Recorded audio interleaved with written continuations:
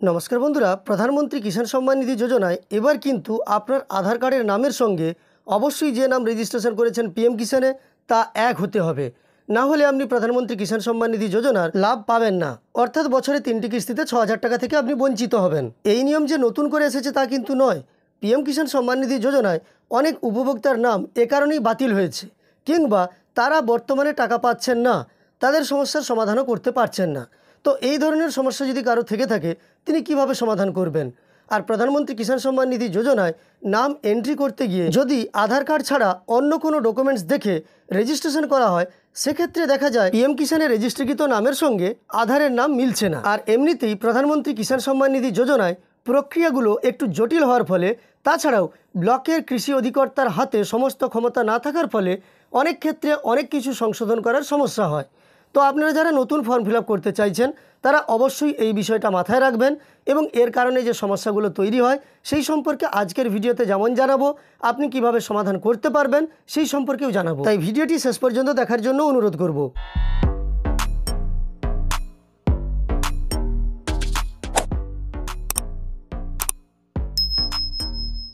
তো দেখুন, জুন মাস শেষের পথে, আর এই সময় দেশের লক্ষ লক্ষ কৃষক অধীর আগ্রহে অপেক্ষা করছেন পিএম কিষাণ যোজনার 20তম কিস্তির জন্য। যদিও এখনও সরকারিভাবে কোনো নির্দিষ্ট তারিখ ঘোষণা করা হয়নি। বিভিন্ন সূত্রের খবর অনুযায়ী প্রধানমন্ত্রী নরেন্দ্র মোদী আগামী জুলাই মাসের প্রথম সপ্তাহেই এই কিস্তি কৃষকদের ব্যাঙ্ক অ্যাকাউন্টে ছাড় করতে পারে। 2019 সালে তৎকালীন অর্থমন্ত্রী পীযূষ গোয়াল অন্তর্বর্তী বাজেট বক্তৃতায় এই প্রকল্পের ঘোষণা করেন। প্রধানমন্ত্রী কিষাণ সম্মান নিধি বা পিএম কিষাণ প্রকল্পের আওতায় দেশের ছোট ও প্রান্তিক কৃষকদের বছরে 6,000 টাকার আর্থিক সহায়তা দেওয়া হয়। এই পরিমাণ 3টি সমান কিস্তিতে, অর্থাৎ প্রতি 4 মাস অন্তর 2,000 করে সরাসরি কৃষকের ব্যাঙ্ক অ্যাকাউন্টে জমা পড়ে। এই কিস্তিগুলি হলো এপ্রিল থেকে জুলাই, আগস্ট থেকে নভেম্বর ও ডিসেম্বর থেকে মার্চ সময়ে। 2024 সালের জুনে 17তম কিস্তি এবং চলতি বছরের ফেব্রুয়ারিতে 19তম কিস্তি দেওয়া হয়েছিল। সেই হিসেবেই 20তম কিস্তি জুলাইয়ের শুরুতেই দেওয়ার সম্ভাবনা রয়েছে। এবার কিস্তি পেতে গেলে আধারের সঙ্গে নাম মেলানো বাধ্যতামূলক। এই ব্যাপারে যা জানানো হয়েছে, পিএম কিষাণ যোজনায় আর্থিক সহায়তা পেতে গেলে কৃষকের নামটি অবশ্যই আধার কার্ডের সঙ্গে পুরোপুরি মিলে যেতে হবে। অনেক সময় কৃষকের নাম স্থানীয় ভাষায় বা ভুল বানানে এন্ট্রি হয়, যেখানে আধারের পুরো নাম দেওয়া থাকে, যেমন মাঝের নাম থাকে, ইংরেজিতে থাকে ইত্যাদি। মানে যারা এন্ট্রি করেন বা যাদের কাছে আপনারা রেজিস্ট্রেশন করে থাকেন তারা অনেক সময় ভুল লিখে থাকেন। যেমন ধরুন আপনার নামের মাঝে কুমার আছে কিংবা চন্দ্র আছে, সেটা উনি এন্ট্রি করতে ভুলে গেছেন। এই ধরনের সমস্যাগুলো হয়ে থাকে। এতে তথ্য মিল না হওয়ায় অনেক ক্ষেত্রেই কিস্তি আটকে যায়। হরিয়ানার এক কমন সার্ভিস সেন্টার অর্থাৎ সিএসসির কর্মী জানিয়েছেন, অনেক কৃষক তাদের নাম আঞ্চলিক ভাষায় বা সংক্ষিপ্ত আকারে লিখে থাকেন।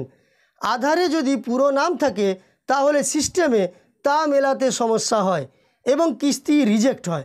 অর্থাৎ আপনি শর্ট যে নামটা আপনার লিখে দিলেন, কিন্তু আপনার আধারে সম্পূর্ণ নামটা আছে, সেক্ষেত্রে আপনার কিন্তু কিস্তিটা আটকে যাবে। এবার এই সমস্যার সমাধান করার জন্য অনলাইন যে পদ্ধতি আছে তা হলো, আপনাকে প্রধানমন্ত্রী কিষাণ সম্মান নিধি যোজনার অফিসিয়াল ওয়েবসাইট pmkishan.gov.in এখানে যেতে হবে।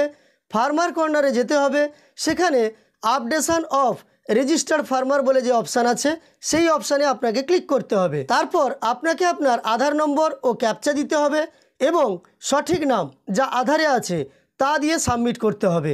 এবার অফলাইন পদ্ধতি সম্পর্কে যা জানানো হয়েছে, নিকটস্থ সিএসসি বা কমন সার্ভিস সেন্টার বা কৃষি দপ্তরের অফিসে আপনাকে যেতে হবে। সঙ্গে নিয়ে যেতে হবে আধার কার্ড, জমির কাগজ, ব্যাংক পাসবই, পিএম কিষাণ আইডি যদি আপনার থেকে থাকে তাহলে পিএম কিষাণের আইডিটা নিয়ে যেতে হবে। অর্থাৎ আপনি আপনার বেনিফিশিয়ারি আইডিটা নিয়ে গেলেই হবে। আপনাদের যদি কারোর এই ধরনের সমস্যা থেকে থাকে তাহলে আমি রেকমেন্ড করব আপনি ব্লকের সহকৃষি অধিকর্তার দপ্তরে সমস্ত ডকুমেন্টস নিয়ে যাবেন, কিংবা নিকটস্থ কোনো সিএসসি সেন্টার বা কমন সার্ভিস সেন্টারে যাবেন। তবেই আপনার সমস্যার সমাধান হতে পারে। তবে নিজে থেকে এটা না ট্রাই করাই ভালো, এবং সমস্ত অপশান নিজে থেকে পিএম কিষাণের অফিসিয়াল ওয়েবসাইটে কাজ করে না, যা সিএসসি সেন্টার থেকে কাজ করে কিংবা ব্লকের সহকৃষি অধিকর্তার দপ্তর থেকে কাজ করে। যাই হোক, আপনার যদি এই রকম সমস্যা থেকে থাকে অবশ্যই কমেন্টে জানিয়ে দেবেন এবং সমাধানের চেষ্টা করুন। এই ভিডিওটি ভালো লাগলে একটি লাইক করার সঙ্গে সঙ্গে এই ধরনের তথ্য আরও পাওয়ার জন্য এই চ্যানেলটিকে সাবস্ক্রাইব করে পাশে থাকা নোটিফিকেশান বেল আইকনটাও অল করে রাখবেন। ভিডিওটি শেষ পর্যন্ত দেখার জন্য অসংখ্য ধন্যবাদ।